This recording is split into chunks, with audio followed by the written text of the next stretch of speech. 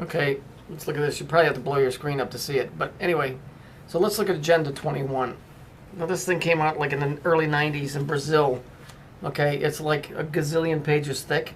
But the name gives it away. It's Agenda 21, which that's Agenda 3. That's why it's numbered 21.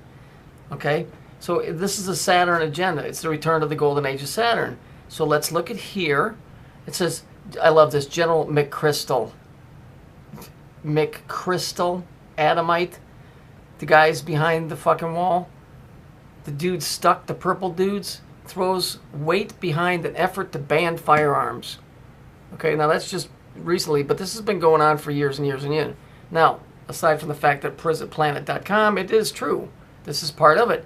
So let's look at that's the UN's policy, is Agenda 21, right? Then let's look at Saturn mythology. His reign was depicted as a goal of plenty of peace, losing a goddess who received the bloodied weapons of the enemies destroyed in war under Saturn's rule, which is Agenda 21. Humans enjoyed spontaneous bounty of earth without labor. That, not so much. See, that's the twist to it, to make it sound like it's a good time. Agenda 21 is for the purple guys. You know, the McChrystals, the dudes that are stuck in those things, for when they get out so that they can take the planet back over the way it was in the beginning. So let's look biblically. Biblically, they will pound their swords and spears into rakes and shovels, and they will never again make war.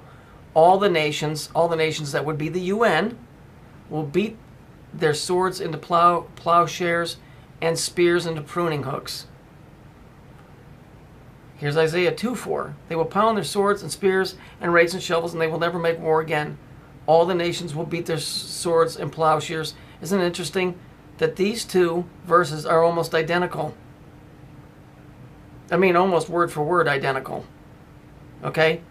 The fact is, these two biblical verses, this idea of what the golden age is, and what Agenda 21, which is the United Nations movement to bring about the golden age of Saturn, as you find in the Bible. This is in Revelations too. It's the same thing. Okay, this is what I mean. So here's three different. Okay, this is modern day, Agenda 21. This is biblical time, Old Testament, right? And here's mythology. All three talking about the same thing. If you take away the weapons, there's nobody to war with. It doesn't mean that there's peace. It just means there's no way to make war. And then what it means is you're going to do whatever you're told to do because you ain't got jack. Literally. Well, I shouldn't say that. You'll have plenty of jack. You'll have more jack than you can imagine. You won't have any say-so in the matter. So, you know, how this all looks like it's good, like we're going to take all the weapons away and we're going to create this golden age, because this is what this is saying. All three of them are saying the same thing.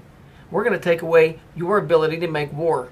We'll set down the UN rules and you'll follow them blindly.